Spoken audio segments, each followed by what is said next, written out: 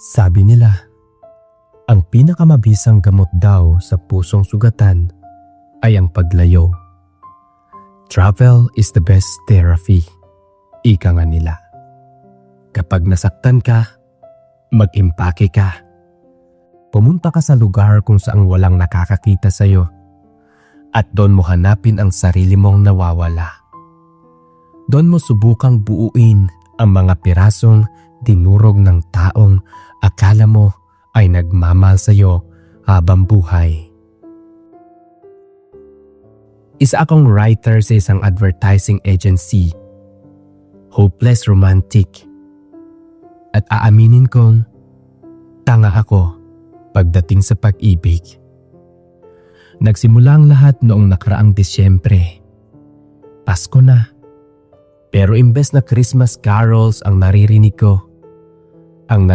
ko ay ang paulit-ulit na pag-e-echo ng boses ng ex ko nung gabing nakipaghiwalay ako. Kiko, ayoko na. May iba na ako. Hindi na kita mahal. Walang sugar coating. Walang it's not you, it's me. Diretsahan. Sampal sa mukha. Matapos ang 3 taon. Ipinagpalit ako sa isang ka-workmate niya na mas bata at mas maputi sa akin. Durog na durog ako noon. Hindi ako makakain. Hindi ako makatulog. Ang bawat sulok ng apartment ko sa Maynila, may mga alaala niya. Yung mug na ginamit niya, yung unan na inaamoy niya, yung amoy ng pabango niyang naiwan sa hangin. Kaya nung nakita ko ang seat sale papuntang Hokkaido, Japan, hindi na ako nagdalawang isip. Inubos ko ang savings ko. Bahala na. Gusto kong maramdaman ang isang lamig ng snow. Gusto kong manigas ang puso ko para hindi ko na maramdaman ang sakit. Gusto kong tumakbo sa lugar kung saan walang signal ang alaala niya. Lumapag ako sa Higashikawa, isang maliit at tahimik na bayan sa Hokkaido. Sobrang lamig. -10 degrees. Puting-puti ang paligid. Para akong nasa loob ng freezer. Mas gusto ko kaysa sa init ng impyerno ng heartbreak ko sa Pilipinas. Nag-check-in ako sa isang maliit na cabin o guest house. Traditional Japanese style ito. May tatami mats, manipis na dingding at communal area. Tahimik, payapa, eksakto sa gusto ko ang mag-isa at magmukmok. Pero sadyang mapaglaro ang tadhana. Kung kailan ayaw mong makakita ng tao, doon ka bibigyan ng distraction. Sa kapilang kwarto ng cabin, may narinig akong boses. Nagsasalita ng Tagalog. Naka-loudspeaker ata ang kausap niya sa telepono habang sa hallway siya. Oo nga ma, pauwi na rin ako next week.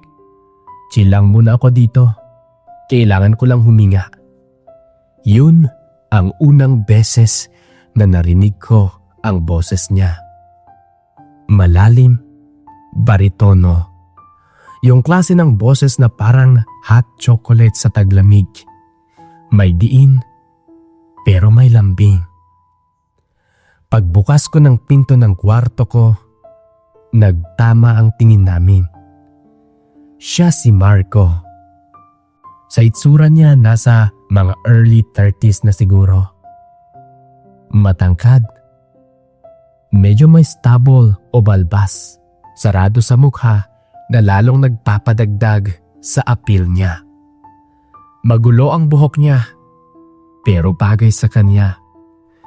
Yung tipong effortlessly handsome. Naka-fit jacket siya at may hawak na kape. Ngumiti siya nung nakita niya ako. Yung ngiti na lumabas, ang crow's feet sa gilid ng mata. Yung ngiting parang sinasabing, "Uy, kabayan, okay lang yan, safe ka dito." "Pinoy?" tanong niya, sabay taas ng tasa ng kape niya. Tumango ako, medyo nahihiya. "Oo, ako nga pala si Kiko." "Ah, ako si Marco," pakilala niya. Inabot niya ang kamay niya. Ang init ng palad niya, kontra sa nagyeyelong hangin. Medyo magaspang lang at nagpapahiwatig sa trabaho niya. Pero ang hawak niya ay firm at reassuring. Doon nagsimula ang lahat. Isang simpleng handshake sa hallway ng isang guest house sa gitna ng winter. Dahil kami lang ang Pinoy sa guest house na yon, pareho kaming solo traveler. Naging automatic na magkasama kami. Parang unspoken rule na kapag nagkita ang dalawang Pilipino sa ibang bansa, matik na tropang buo na kayo. "Bakit ka nandito mag-isa?" tanong niya nung unang gabi habang kumakain kami ng ramen sa isang maliit na tindahan na puro Hapon ang nakapaligid. Ang usok ng ramen ay humaharang sa pagitan ng mukha namin. Humigop ako ng sabaw bago sumagot. Gusto kong magsinungaling. Gusto kong sabihing vacation lang. Pero sa harap ng mata ni Marco na parang nangungusap, hindi ko magawang magtago. Nagmo-move on ako. Diretsahan kong sagot. "Iniwan eh. Ipinagpalit. Ikaw?" Tumigil siya sandali sa pagmunguya at may dumaang lungkot sa mata niya. Isang anino na mabilis din nawala. Nang umiti siya ulit, tinakpan niya agad ng tawa. Wala lang. Gusto ko lang na magpahinga. Last hurrah bago sumabak ulit sa real world." Sagot niya. Hindi ko na inusisa kung ano ang real world na tinutukoy niya. Akala ko stress sa trabaho o burnout. Hindi ko naisip ang real world pala niya para sa kanya ay isang lifetime commitment. Sa loob ng sumunod na 4 na araw, naging mundo namin ang isa't isa. Si Marco, naging tour guide, photographer, at syempre, kasangga ko. Si Marco yung tipong spontaneous, yung walang plano. Isang umaga, kumatok siya sa kwarto ko ng mga 6:00. Kiko? Gising. Sayang ang araw." "Ang aga pa, Marco. Tapos ang lamig." Reklamo ko habang nagbabalot sa kumot. "Bilis na. Pupunta tayo sa Asa Hidake. Maganda daw yung view doon." Wala akong nagawa. Sumama na lang ako.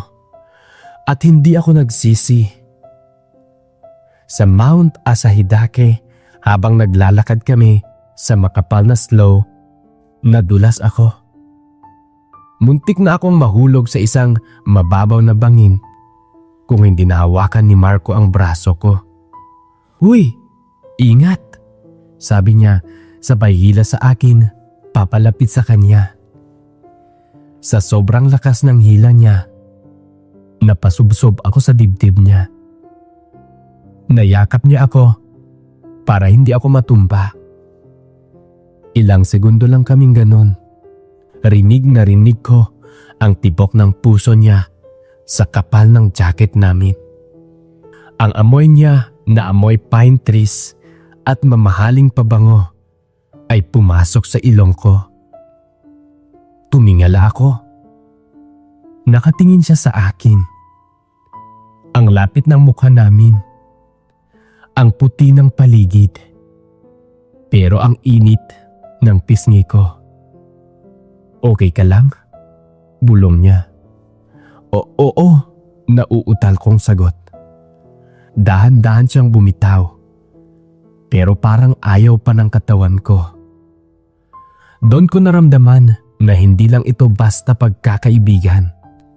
May tensyon, may kuryente, may something. Tinuruan niya akong mag-boast. Kiko, ngiti naman dyan. Ang gwapo mo pa naman kapag nakasimangot. Paano pa kaya kung nakasmile? Pang-aasar niya habang kinukuhanan ako ng litrato gamit ang DSLR niya. Namula ako nun, hindi dahil sa lamig, kundi dahil sa sinabi niya na gwapo ako. Matagal na panahon, simula nang huli ako makarinig ng compliment. Ang ex ko kasi, laging pintas ang binibigay sa akin. Tumaba ka ata. Ang baduy ng suot mo. Pero si Marco, sa paningin niya, okay ako. Sa paningin niya, guwapo ako. Nalaman kong architect siya. Mahilig sa visuals, sa structures.